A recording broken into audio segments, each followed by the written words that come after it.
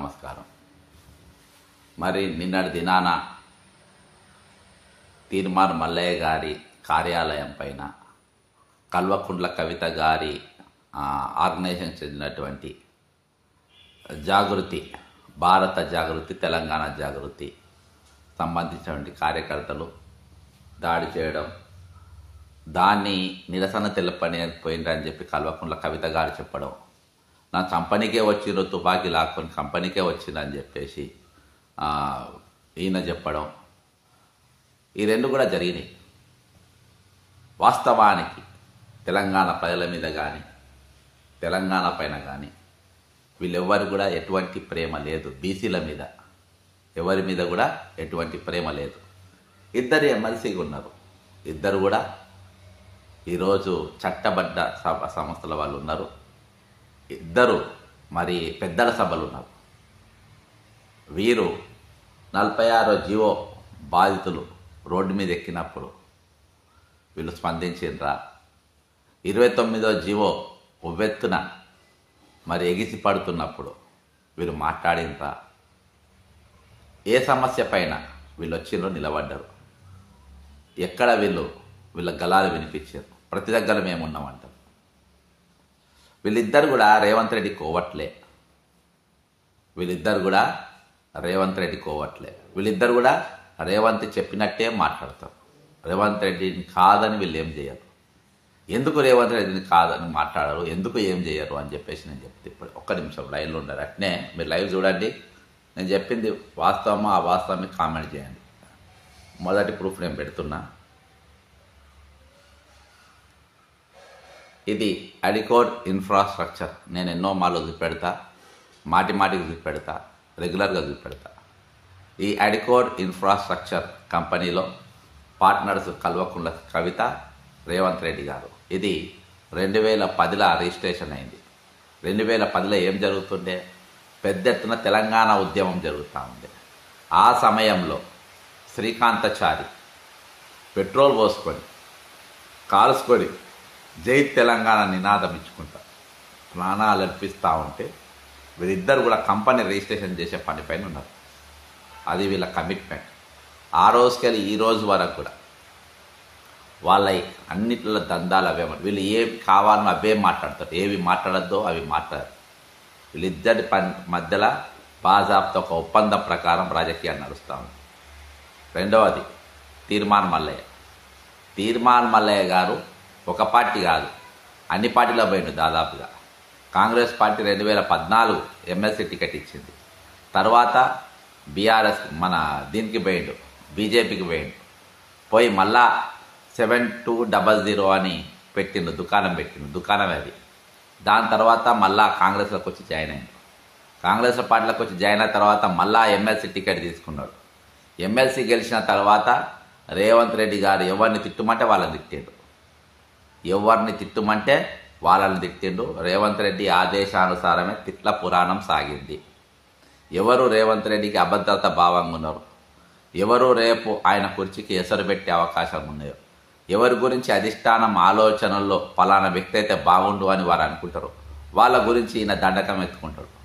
దండకం ఎత్తుకొని వాళ్ళను ఇష్టం వచ్చినట్టుగా మాట్లాడతారు. ఎవరెవరిని మాట్లాడండి ఏందేందనేది మనం చూసినాం రెగ్యులర్గా. ఎందుకంటే ఒక పేరు ఇవ్వాలంటారు, రేపు ఇంకో పేరు దుకాణం మొదలు పెడతారు.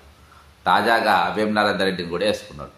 అట్లా ప్రతిదీ వేం నరేందర్ రెడ్డిని ఆయన డైరెక్షన్ కాదు. ఇక్కడ ఏంటంటే అప్పుడప్పుడు వాళ్ళు నన్ను కూడా మాటను అనుకుంటే డౌట్ వస్తుంది అని చెప్పేసి ఆయన మనసులను కూడా అనిపించుకునే పరిస్థితి. కానీ ఈరోజు ఒక ఎమ్మెల్సీగా మాట్లాడవలసినటువంటి మాటలు ఈయన మాట్లాడాడు. ఒక ఎమ్మెల్సీ ఉండాల్సినంత హుందాగా ఈయన ఉండడు. ఈరోజు ఇక మొన్న జరిగిన సంఘటన చూస్తే ఇది పూర్తిగా కొన్ని విషయాలు మర్చిపోవడానికి ఈరోజు చేసినటువంటి ఒక పెద్ద కుట్ర. ఇందులో ఈరోజు మన కాల్పులు జరిపే ముందు అసలు వీళ్ళిద్దరు ఏం మాట్లాడిన అనేది ఒకసారి విందాం. కల్వకుంట్ల కవిత ప్రేరేపించి ఇక్కడికి తోలిచ్చి హత్యా ప్రయత్నానికి పాల్పడింది. ఇవాళ బీసీల పైన దాడులు చేస్తే, తీన్మార్ మల్లన్నను హతమారిస్తే బీసీ ఉద్యమం ఆగిపోతుంది అని కల్వకుంట్ల కవిత గారు భ్రమపడుతున్నారేమో. కానీ ఇవాళ నా ఆఫీస్ మొత్తం రక్తపు మరకలతో నిండిపోయింది. ఈ రక్తపు మరకల సాక్షిగా చెప్తా ఉన్నాం, తెలంగాణ రాష్ట్రంలో బీసీలము బరాబర్ రాజకీయం చేయబోతా ఉన్నాం, రాజకీయ పార్టీగా ముందుకు రాబోతా ఉన్నాం. ఈ హత్యా ప్రయత్నాలకు తెలంగాణ ఉద్యమంలో మీ నాయన 1200 మందిని చంపిండు. ఆ తర్వాత నేరెళ్ల ఘటనలో అనేక మంది మీ అన్న చంపిండు. లారీలతో నేరెళ్ళకి ఎన్నిసార్లు పోయినా మల్లయ్య గారు మీరు? నేరెళ్ళ బాధితులను ఎన్నిసార్లు స్టూడియోలో మాట్లాడినా ఈ మధ్యలో? నేరెళ్ళ హరీష్ పరిస్థితి ఎట్లుందో నువ్వు మాట్లాడినావా ఈ మధ్యలో? 2 రోజుల కూడా నేను మాట్లాడినా. 2 రోజులు కూడా నా ఆర్థిక పరిస్థితి బాగలేదు, నడవలేకపోతున్నా, నిలబడలేకపోతున్నా, నా కిడ్నీలు ఖరాబ్ అయినాయి, నా కాళ్ళు ఖరాబ్ అయినాయి, నా ఎన్నుపూస నాశనం అయిపోయిందని హరీష్ జస్ట్ 2 days బ్యాక్ నేను ఆయనది వీడియో చేయడం జరిగింది. ఈయన ఎప్పుడో మాట్లాడిందంట, విందాం. ఇంకా చంపిండు. ఇవాళ బీసీ ఉద్యమాన్ని అనసడానికి మీరు చేస్తున్నటువంటి కుట్ర ఏదైతే ఉందో దీన్ని సమాజం అంతా గమనిస్తుంది. గతంలో కూడా కేటీ రామారావు అనుచరులు కూడా గతంలో అనేక సార్లు దాడులు చేసినారు. దాడులు చేసి విధ్వంసం సృష్టించినారు. దాదాపుగా 60-70 సార్లు నా మీద కేసులు పెడితే ఏ ఒక్క రోజు కూడా తీన్మార్ మల్లన్న గాని మా ఆఫీస్ సిబ్బంది గాని ఎవరి పైన ఒక చేయి వేసిన పాపాన పోలేదు. మేమంత సామరస్యంతో ఉన్నాం. కానీ వాళ్ళ కల్వకుంట్ల కవిత గారు ఈ రకమైనటువంటి 78 కేసులు పెట్టిందని చెప్పిండ్రు. 78 కేసులలో ఆయన కొట్టాడింది ఎవరు? బెయిల్ ఇప్పించింది ఎవరు? అడ్వకేట్ శరత్ కుమార్. ఆయన పేరెందుకు చెప్పడినా? ఆయన గురించి ఎందుకు మాట్లాడారు?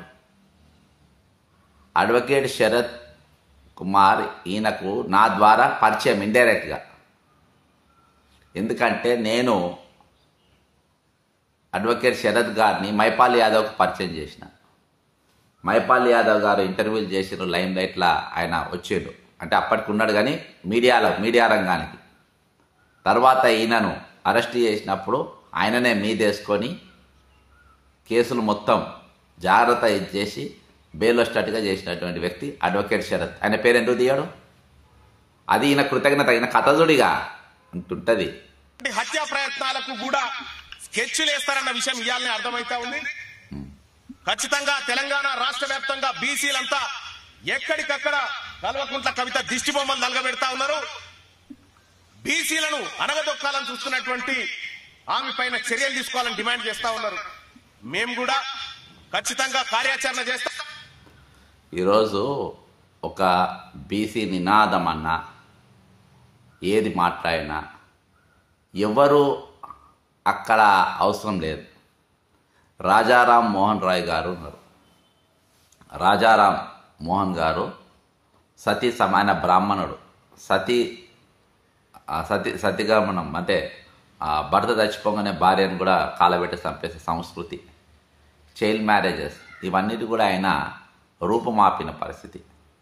కాబట్టి దాని గురించి వాళ్ళే మాట్లాడలే, వీళ్ళే ఎవరైనా మాట్లాడతారు అని కల్వకుంట్ల కవిత సిన్సియర్ ఏమంటలేను. ఆ కథ కూడా ఈ దాడులతోటో ఈ బెదిరింపులతోనో ఈ హత్యాయత్నాలతోటో బీసీ ఉద్యమం ఆగిపోతుందని మీరు భ్రమపడితే నేను చెప్తా ఉన్నా, మీరు రాసి పెట్టుకోరి. రాబోయే 3 సంవత్సరాల్లో మిమ్మల్ని రాజకీయంగా పాతాళానికి తొక్కే బాధ్యత మాది. బీసీలము అణగారిన వర్గాలము ఈ రాష్ట్రంలో అధికారంలోకి రావడానికి మా అరే బీసీలు అణగారిన వర్గాలు, బీసీలు పొద్దుమాపేంది ఈ స్టోరీ. ఈరోజు ఎవరు బీసీ కాదు, ఎవరు కాదన్నారు? ఇవాళ పొన్న ప్రభాకర్ బీసీ కాదా? లేకుంటే ఇప్పుడు కొత్తగా అయిన మంత్రి శ్రీహరి అంటే బీసీ కాదా? ఎవరు బీసీలు కాదు? ఈరోజు బీసీల పేర్లు మాటి మాటికి చెప్పుకొని ఈరోజు నీవు దాని మీద పబ్బం గడిపే పరిస్థితి చేస్తావు. 29వ జీవో చేయబట్టి బీసీలు నష్టపోలేదా? దాని గురించి నువ్వు మద్దతు ఎందుకు తెలపలేదు? దాని గురించి నువ్వు నోరెందుకు ఎత్తలేదు?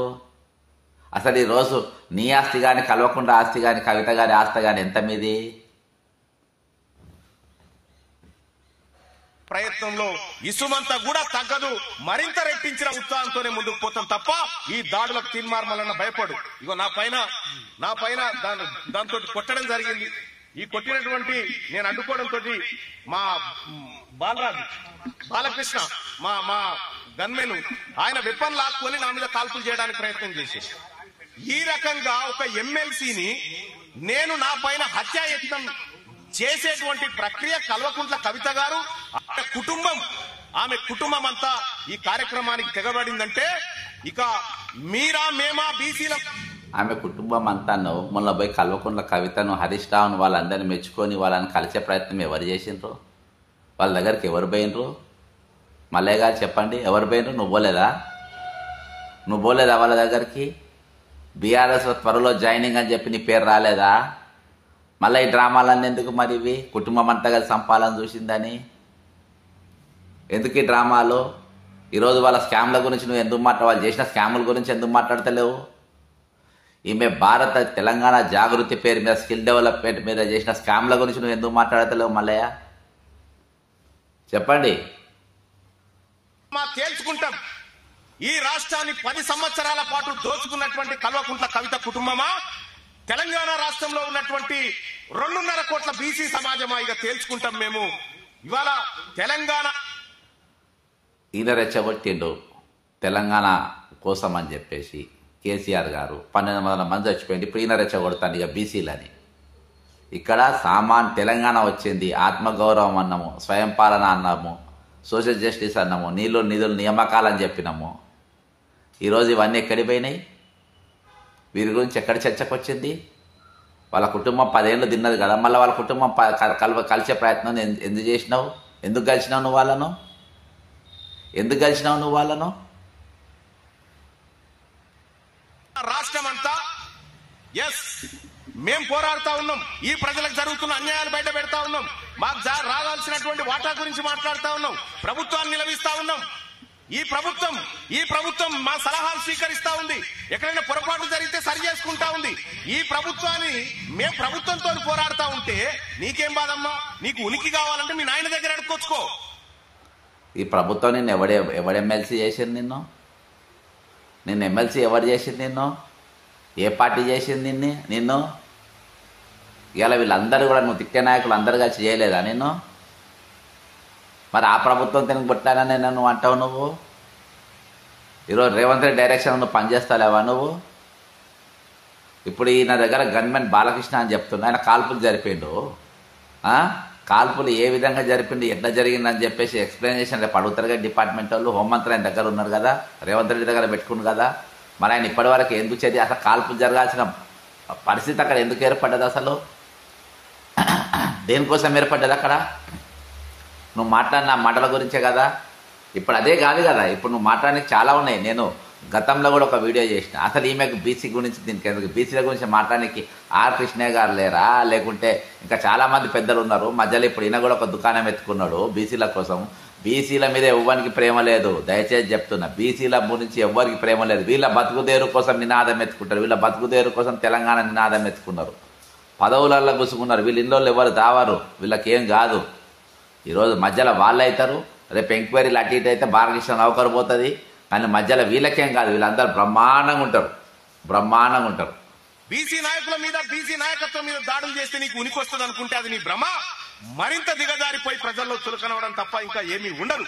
కాబట్టి కల్వకుంట్ల కవిత గారు, మీకు నేను చెప్తా ఉన్నా, మీరు ఇటువంటి చిల్లర మల్లర పనులు బంద్ చేసి మీ పంచాయతీ మీ నాయన మీద ఉన్న ఫ్రస్ట్రేషన్ అంతా బీసీల మీద తీస్తా అంటే మేము ఒప్పుకోము.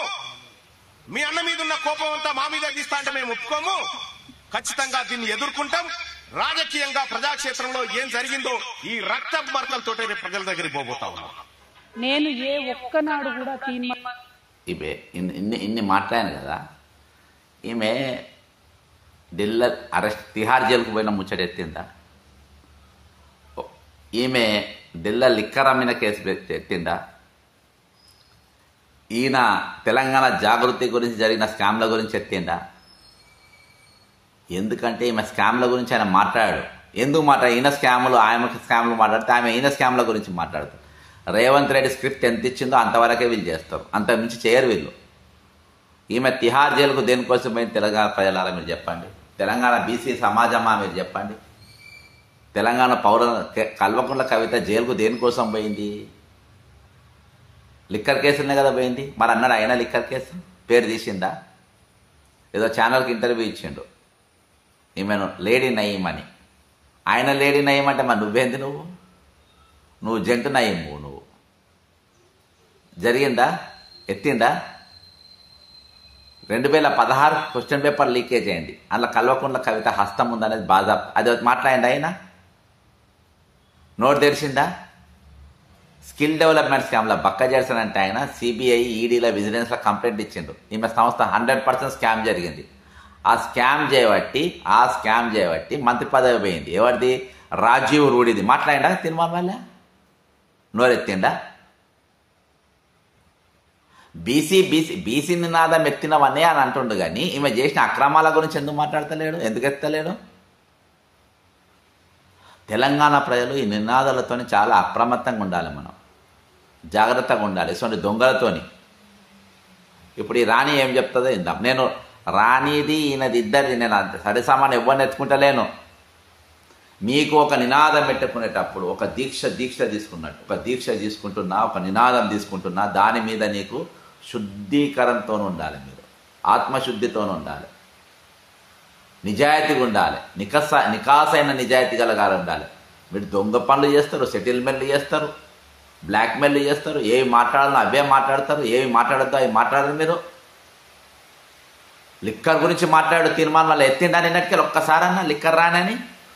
ఆమె లిక్కర్ కేసులో జైలుకు పోలేదా? ఎందుకు ఎత్తలే?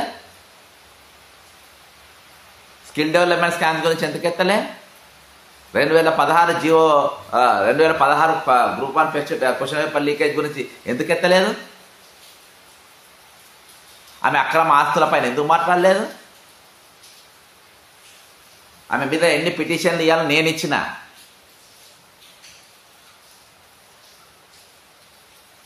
ఇంకిందాం ఈమె కథ తిందాం. ఇప్పుడు ఈమె కూడా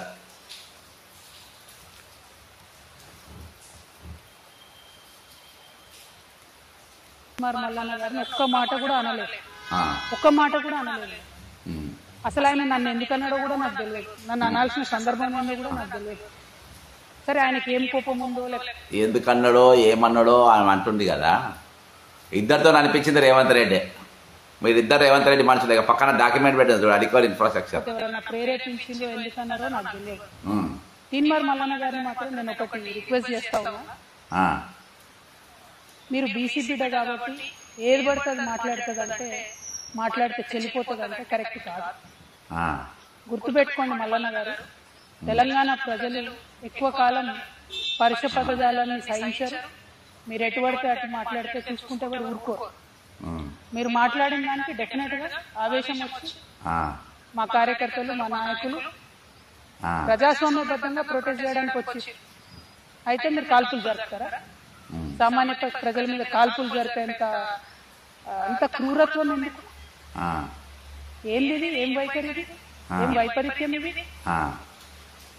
ఎందుకోసం చేస్తున్నారు ఇట్లా?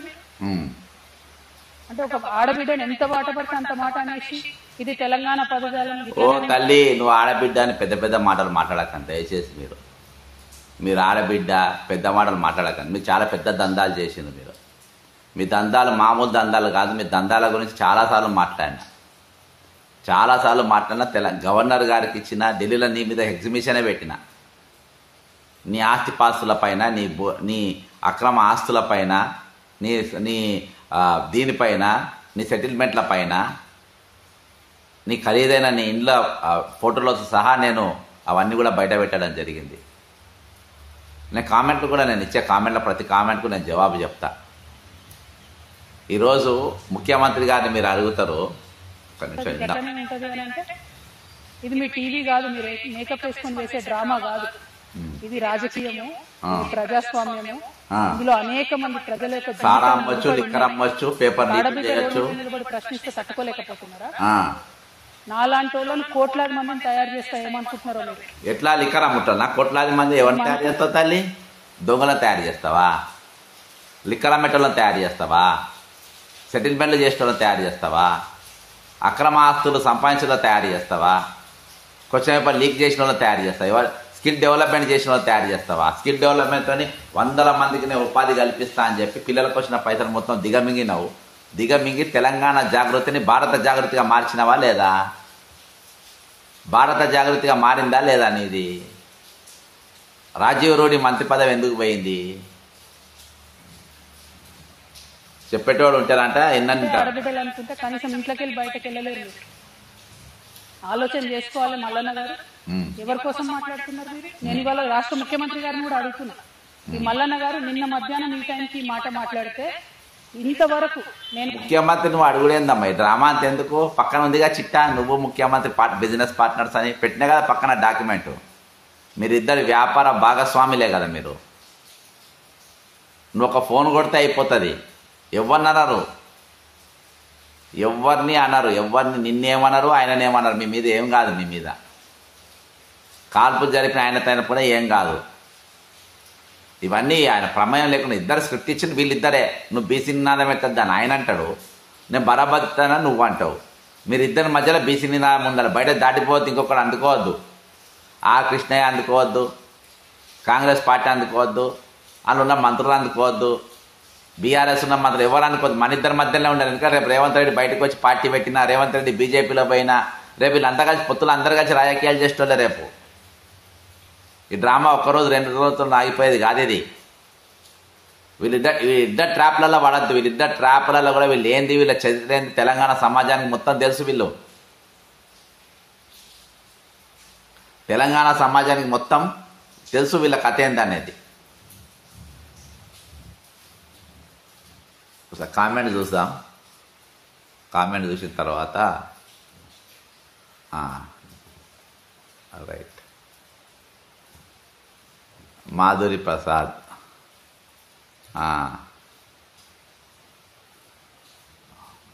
ఎవరో నన్ను అంతా నేను దిగజారిపోతున్నా లేదా భిక్షపతి గారు? నేను చెప్పింది అబద్ధమా నిజమా అది చెప్పండి మీరు. ఒక హైప్ క్రియేట్ చేయడానికి కరెక్ట్ సందీప్. హైప్ క్రియేట్ వీళ్ళిద్దరి మధ్యలో నినాదం ఉన్నది. Well said Ashok Kumar, thank you. ఇద్దరిది ఒకే drama sir. Sandeep Bunty. Mudiri Prasad, liquor రాణి, yes brother Mudiri Prasad. Morning news మాట్లాడిండు బ్రదర్. మార్నింగ్ న్యూస్ మాట్లాడిండు. ప్రెస్ మీట్లు ఎందుకు చెప్పలేదు? ప్రెస్లో మాట్లాడింది కదా, చెప్పలే కదా. ఈయన తొలివేలు రావుకిచ్చిన దాంట్లో చెప్పలే కదా. ఒకటి బ్రదర్, ఈయన ఒకటి ఈరోజు తెలంగాణ ప్రజల సొమ్ముతోని ఆయన గన్మెన్ ఎట్లొచ్చింది?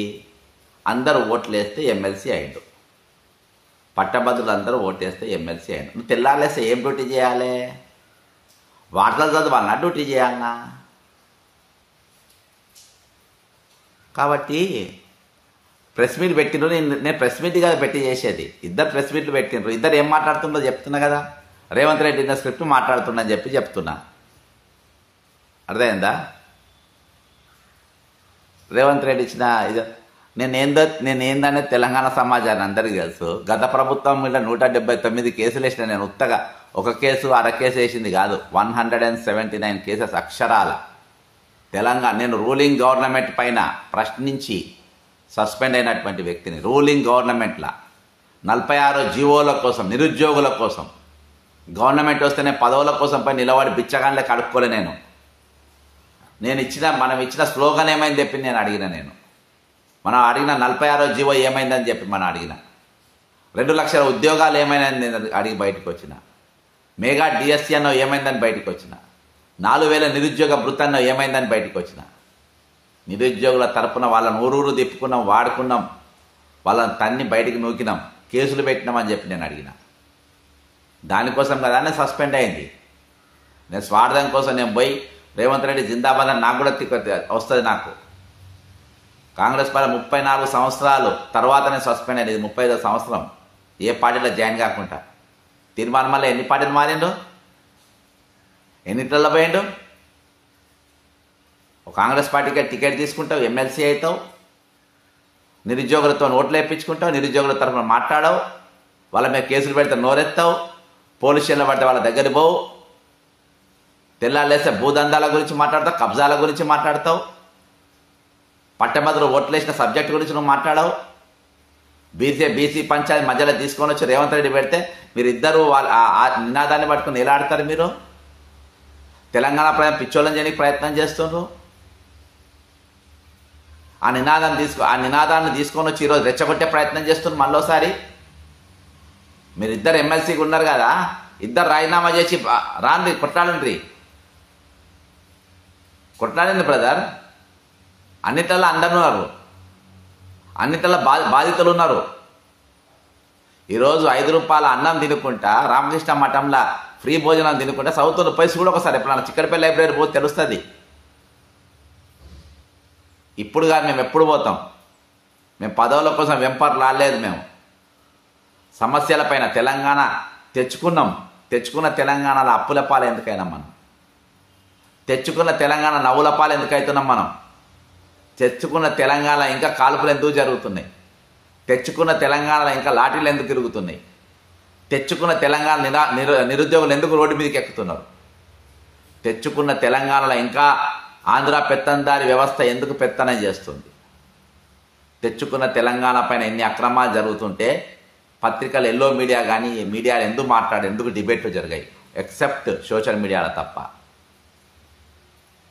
రెచ్చగొట్టే ప్రయత్నం చేస్తే మా కడుపు రగిలిపోదా? రెచ్చగొట్టి ఇంతమంది చచ్చిపోయారు, ఇంకా ఇంతకన్నా రెచ్చగొడతారు.